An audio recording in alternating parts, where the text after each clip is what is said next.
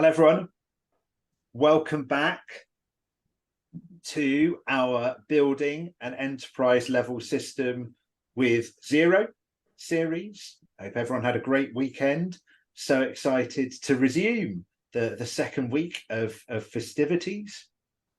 And we've got 5 more webinars coming at you this week, followed by the final 5 next week. Just going to give everyone a few seconds to filter through, and then we'll get going. Been so looking forward to speaking to everyone today. We had a brilliant series kickoff last week with the launch webinar on Tuesday, including Alex, the UK and EMEA MD from Xero, and then 3 fantastic topic webinars over the course of last week. And now a whole week of fantastic webinars to come. Just a couple of housekeeping points. You'll see there's a Q&A in the Zoom toolbar. Please do fire through any questions that you've got. We're going to run through some intros. We're going to get into our rump of discussion about proactively managing currency risk. Then we'll quickly cover what's coming up.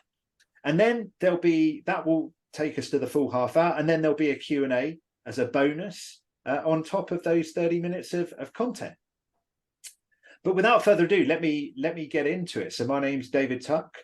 I'm the co-founder and CEO here at Mayday. Our mission is to mend month end, starting with the needs of multi-entity businesses, intercompany recharges between your related entities, cross-entity bank reconciliation, keeping intercompany loans in balance. I'm an accountant by training. I qualified at Deloitte, then headed up a succession of SME and startup finance teams twice, using Xero for some multi-entity groups. And with this series, we're trying to create the resource I wish I'd had as a finance leader of a business that was scaling with Xero. I've been an accounting tech entrepreneur for the last decade now, previously founded Chaser, the accounts receivable automation, and for the last couple of years, I've been building Mayday with my co-founder Griff and our fantastic team. So at Mayday, we're for larger Xero users. The majority of our customers have in-house finance teams, and we found that they kept coming back to 2 questions. Is Xero still the right system for me? And if the answer to that is yes, how long will that be the case? Is it indefinitely, or what will be the point at which I outgrow it? And the nature of uncertainty is that when we don't know something, that leads us to act earlier. The move to an ERP, it's been described as horrible and hectic by one of our customers. It's expensive, and 58% of ERP implementations, even after all of that, fail. And so we have this idea of ER peace of mind, as we've taken to call it, the peace of mind of the fact that I can, and for how long, successfully scale with Xero into my growth phase. This isn't product marketing as content. It's not about building a best-in-class app stack. That's the reason I'm not wearing a Mayday t-shirt. It's about writing a misconception that it's not possible to grow into the growth phase with Xero. But equally, it's not about overcorrecting and replacing one with another, that Xero is this all-singing, all-dancing panacea. There will be times where a business outgrows Xero. And so we also want to shine a light on that as part of the series. That's quite enough from me. I'm so thrilled to be joined today by Sharon and Tracey from KTL, and by Glen in his capacity as an advisor at HedgeFlows. So I'm going to briefly come to you for your introductions, and then we can get into the discussion. Glen, if you're okay to kick us off. Sure. Hey, David. Morning, everybody. So yeah, I'm Glen Foster. As David said, I'm an advisor here at HedgeFlows. I've been in the accounting technology industry for about 15, 16 years now, and spent a large proportion of that at Xero, back 12 and a half years as we grew that business, and then in the payment space more recently at Libyo, and now helping the team at HedgeFlows really work closer with accounting firms and kind of like the M in the SMB, right? So the medium-sized, fast-growing businesses that need help around managing their currency risk. Fantastic, Glen. Thrilled to have you with us. And Sharon and Tracey, in the order, in the order of your choice when it comes to intros, over to you. I'll go first, as morning, everybody. My name's Sharon. I'm the finance manager at KTL UK. I've been here since pretty much its conception in 2019. We are a logistics company doing freight forwarding. So we have a pretty high turnover of all different currencies. Apparently I'm a QBE, I'm qualified by experience. I've been doing accounting since about 2007. When I used to work at a farm that supplied apples to Tesco's. Then I ran my own business for a few years and now I'm here. Amazing. So there you Brilliant. go, it's me. Thanks so much, Sharon. And Tracey, over to you. Yeah, hi, Tracey Stream. I've been with KTL since December 2020. And I think we started using the HedgeFlows guys a few years ago to help us with our currencies and dealing with that here. But again, just qualified by experience, had our own business beforehand, and then came here when we sold the business on. Fantastic. Well, we're thrilled to have you join us for this proactively managing currency risk installment of the building an enterprise level system with Xero series. Before we get into the detail of the discussion, and just to kind of kick off this discussion section, I'd really love to come to Glen to ask, let's make sure we're all clear. What do we mean by proactively manage currency risk? It's the $1 million question, right? So let me attempt to answer it. So when we talk about managing currency risk, we know currency is volatile, not more so than the last few years. So what we kind of do at HedgeFlows and what we mean when we talk about managing currency risk is really giving people peace of mind to manage those fluctuations.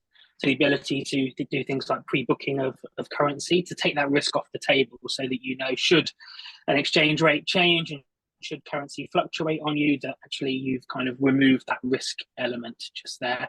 And then easily being able to make those FX payments. So being able to take that risk away. So it's really giving kind of like growing businesses, so not the enterprise world who've always had this kind of technology to be able to manage their risk and have done so. It's actually giving growing businesses in that SMB space peace of mind that they're not going to get caught out by like a changing exchange rate across one of what might be many currencies that they're dealing with and many different invoices. Fantastic. And look, that's such a great way to start. I'm really keen to first come to Sharon and Tracey now. So, when it comes to your foreign exchange exposure as a business, what does Xero have natively as functionality within its system that helps you do this? I think I like the way that Xero it has the currency exchange rates live, pretty much. That really helps us. It helps that it does have the access to a lot of different currencies. We could also, if there's been a fluctuation in exchange rate, because we have quite often we can have 2 or 3 months between a purchase and a sale. So, if there's been some currency exchange, we can still manually input what we've actually paid an invoice at, even though it will default to the date of the invoice. So no, it's very, very flexible in that way. Amazing. I remember when I first came to using Xero, having previously used Sage Line 50, that was a revelation for me, the real-time conversion of foreign currency bills. And yes, it's not proactive FX management, but the fact that reactive element was real time for me in terms of what our exposure was today in sterling as our base currency was huge. Yeah. And that segues brilliantly on to, okay, great. From a sort of Xero perspective, the real-time retranslation of what our foreign currency denominated invoices and bills are now worth. What are the growing pains that you had as a Xero using business when it came to FX that I guess ultimately led you to working with a solution like HedgeFlows? Initially, obviously, this company started in 2019, and then it became very clear within about 2 years that we needed to manage better, because obviously the business was originally set up just with Lloyd's, which obviously is not very. So we needed a platform that linked in with Xero, had good support from HedgeFlows from the team, because our needs were quite unique in many ways, and we went through a phase of where each container, some of them are up to £15,000 a container.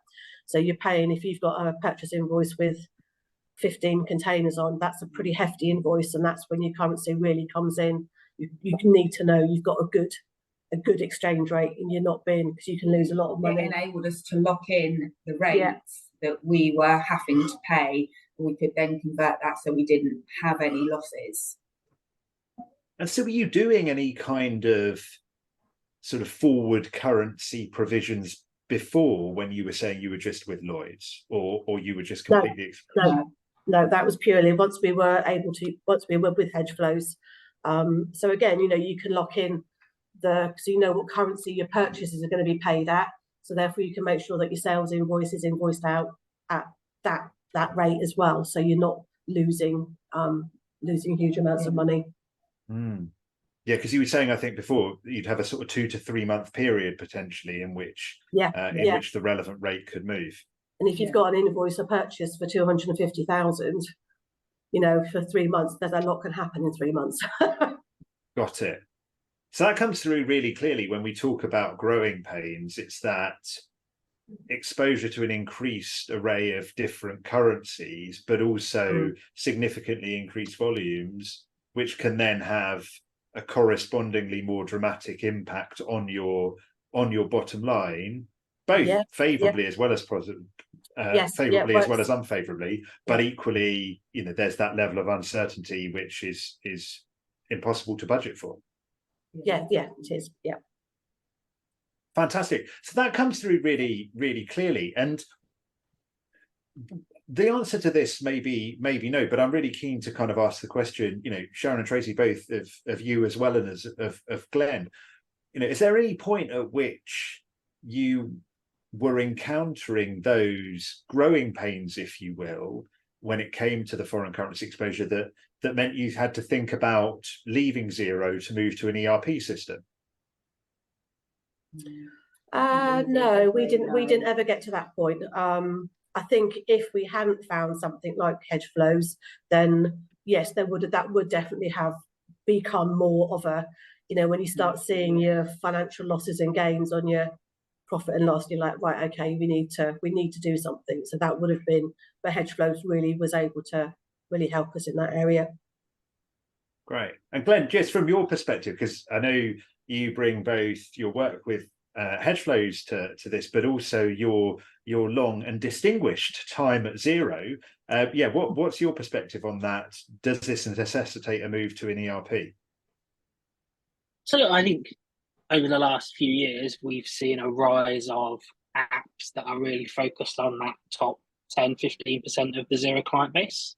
Like HedgeFlows, definitely including that, Mayday as well. So I think there are more and more solutions out there now that mean that businesses can stay on to Xero, which is usually their choice. Like there was a period of time where maybe people did need to leave and things were happening in their business that they couldn't tag on solutions. But I think definitely now we see people not having to leave, and previously people were wrestled off of it, right, by their finance teams because it didn't do certain things, and now those gaps are all being plugged. And you still see it that if you move from Xero to a kind of full functioning mid-market ERP solution, you often lose some of your most favorite functionality and the favorite things that exist within Xero, because the premise of Xero, right, and cloud accounting in that kind of SMB space is it was written for non-financial people in a lot of cases, so the ease of use and the usability of it, I think, translates across everybody. Even when you are like a trained or experienced finance professional, you love the user experience that you get with something like Xero. Fantastic. And I'm really keen to now get into the discussion of how the ecosystem can help, and what, particularly you, Sharon and Tracey, what you've been able to do as a business. So I'd love as much sort of detail and stories you're prepared, as you're able to share around, well, what does your kind of currency management process look like now?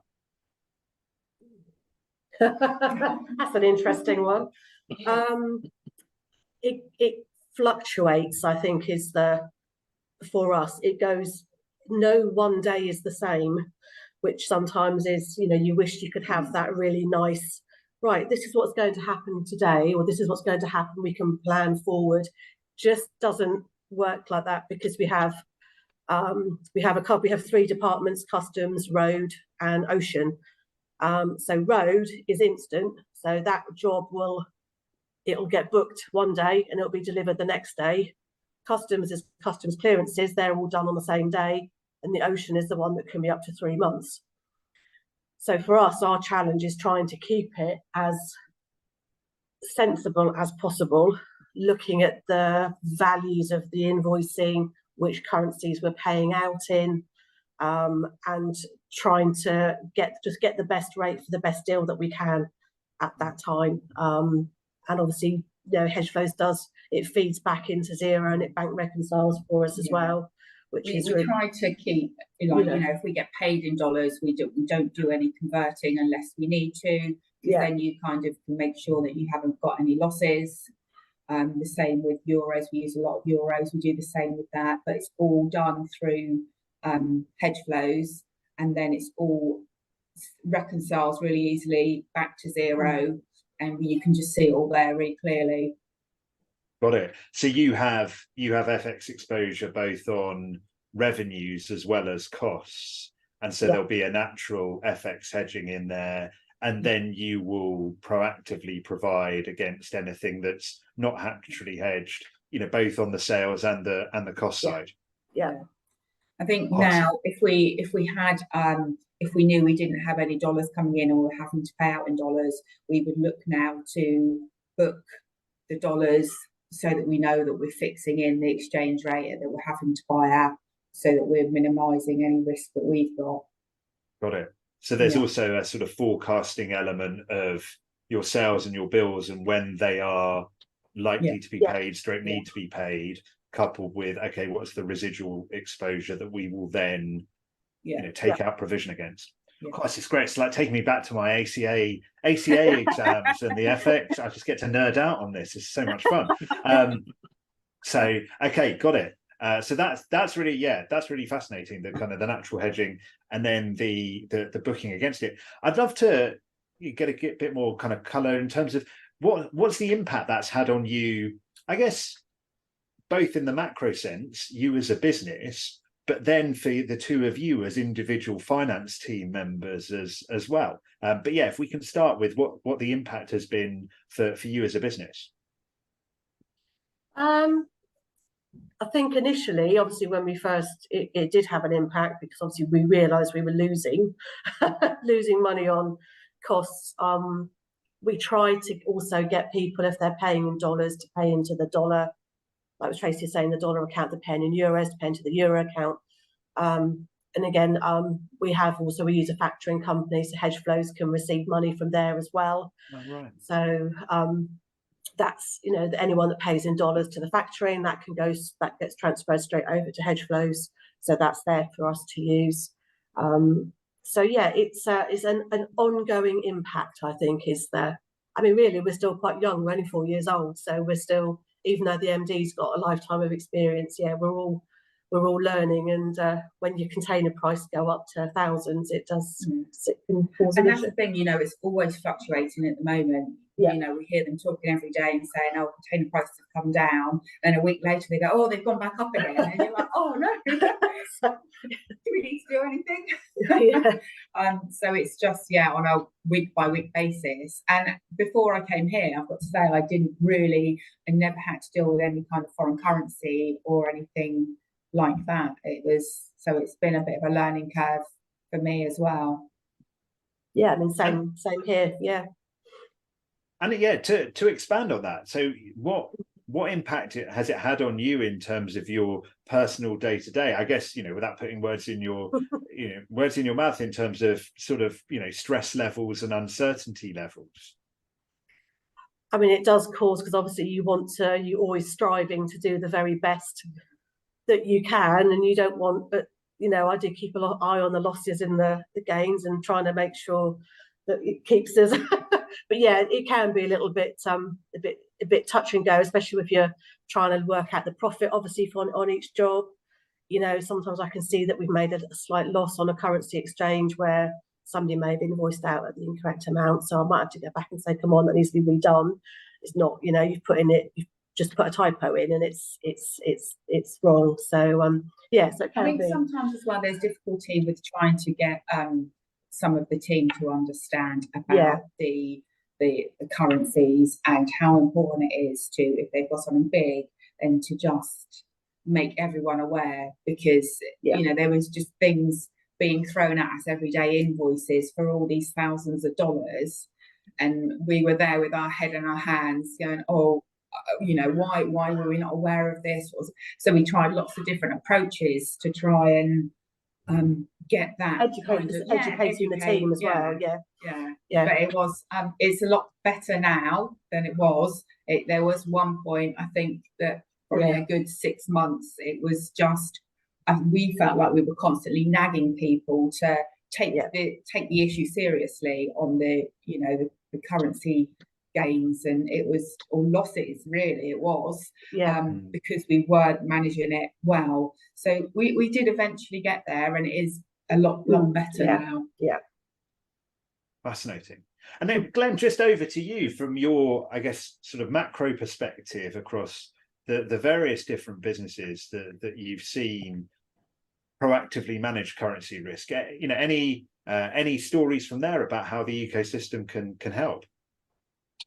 I think, first of all, the stats that came out of HedgeFlows, like SME Empowerment Report, are quite worrying, because it shows that I think like near on 70% of businesses aren't expanding globally because of fears over kind of like just international payments, like currency risk, a number of different things, but they're not expanding because of that. So like, irrelevant about it, they're kind of not really experiencing the opportunities that the ecosystem can provide. Once I think you give them comfort and you get something like HedgeFlows implemented, and you can start to see that actually maybe it's not as daunting trading in one or multiple currencies, then you really start to give people a little bit of peace of mind. And I know like one of the USPs of HedgeFlows especially is access to the team. So actually having somebody there in your corner that can give you some support. And I think Sharon Tracey mentioned that at the beginning, like the support from the HedgeFlows team was quite important early on, because you have got lots of people that maybe are starting to expand internationally for the first time. So I think that the ecosystem starting to come in and provide software and support and guidance around that really helps, because we live in a global world now. More and more businesses are going to benefit from trading internationally. But like I say, it's hard enough for like running a business as it is, especially when you start growing fast, before you even start to contend about how do I deal with like things abroad, right? It's just a whole new level of fear and risk for a typical business owner who might be running a business for the first time. Fascinating. That's such an important additional perspective, isn't it? There's one thing to enhance and optimize something that you're already doing, but there's also the extent to which it enables people to do something that they would otherwise be sort of, you know, paralyzed, but, you know, they would be, you know, reticent to do because of the risks involved. Fascinating. Yeah, indeed. I think that it's hard enough running a business as it is before you think about international. Then you think about adding in solutions right within the ecosystem to help you. Like most business owners aren't like software implementers, so there's a whole lot of things to consider when you're either starting to move to an ERP, or actually what you're trying to do is say, look, we've got 2 or 3 problems that we want to solve. We want to stay on Xero. We need to find some solutions that fix that. What we don't want to do is find 27 solutions to try and fix all these big problems, because at that point, it's like, what's the tipping point between saying, look, actually, I can connect 3 or 4 apps together and build a best of breed solution that's better than an ERP I might move to. But there's got to be a tipping point where it says, well, as soon as I connect 9 or 10 or 12 different apps, then that's too many. I'm trying to solve too many problems. Maybe that's the time I should move. I'm not sure what that tipping point is, but yeah, there's definitely an opportunity to connect key ecosystem products in and fix some key business challenges.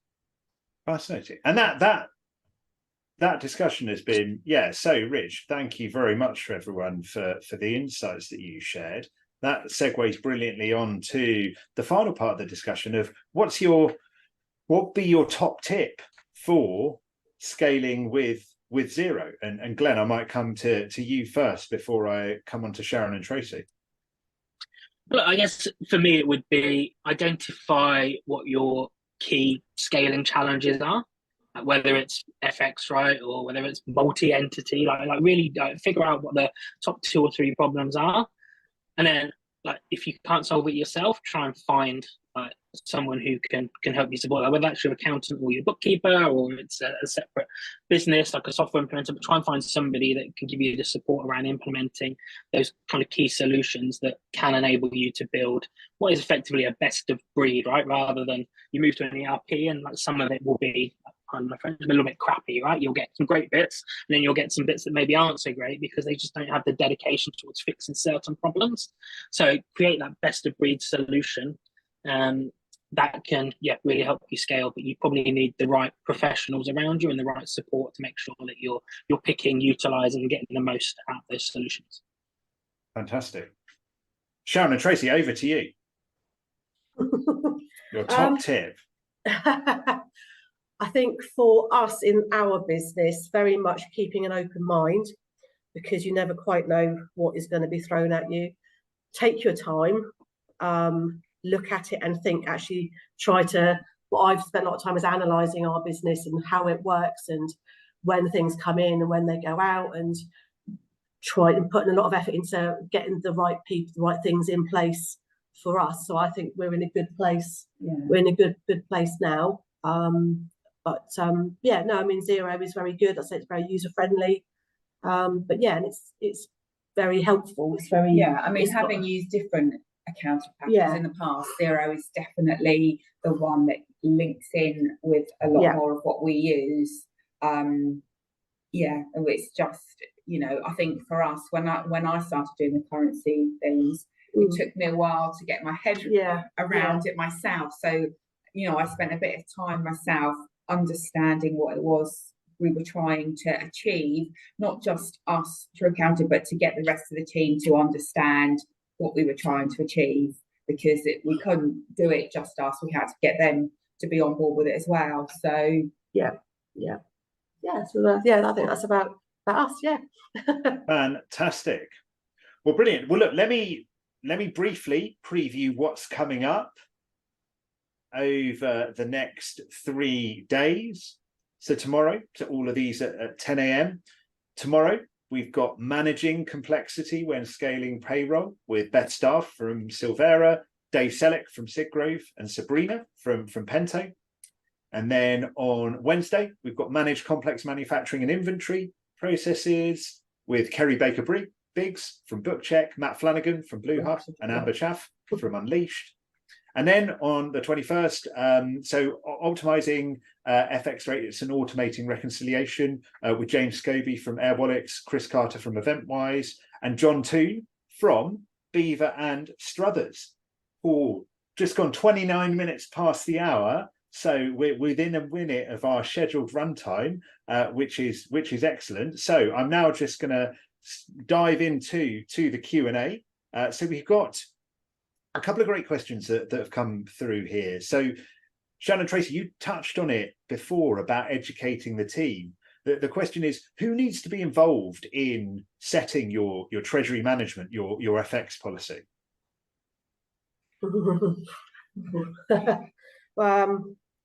To be honest, it's probably, we're the ones who instigate it, and we give out every day. We give out the Xero exchange rate for that day, but it's the whole team who have to be made aware, and as we said before, educated about, because the team do the invoicing and then the invoices get sent to us, so we don't do the invoicing. So therefore they need to be aware of what they're doing and why. Yeah, and obviously the system we use, they have to put an exchange rate in. So that's where we check that it's right, and that's where some people were a little slower in understanding the impact and just flinging in anything. Sounds like quite an education challenge. Yes, yeah, it was. But yes, and it's still ongoing to a certain extent. Some people will still sometimes, and some people didn't even realise that currency fluctuates throughout the day.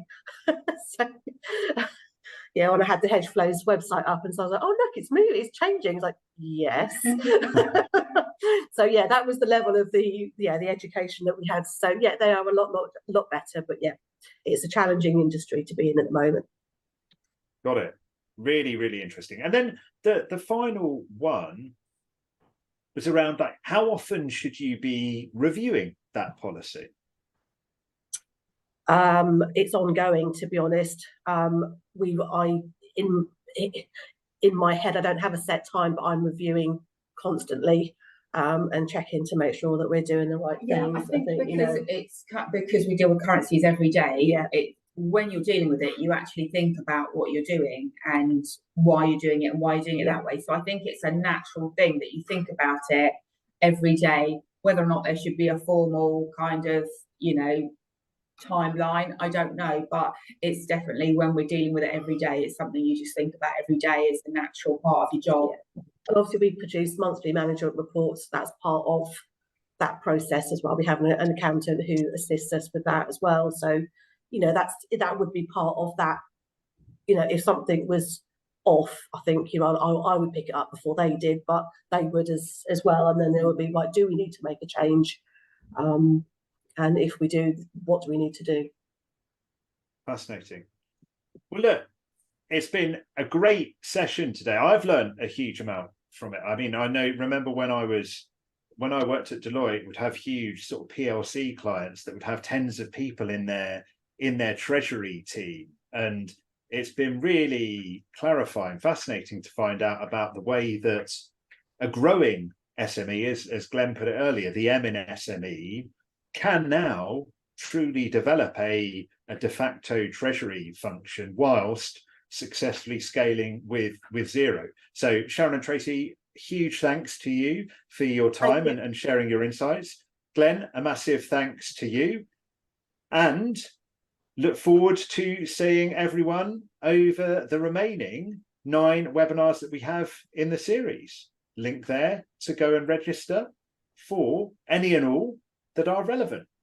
Thank you very much. I hope everyone has a great day and a great week. Thank you. Thank you. Bye. Thanks. Bye-bye.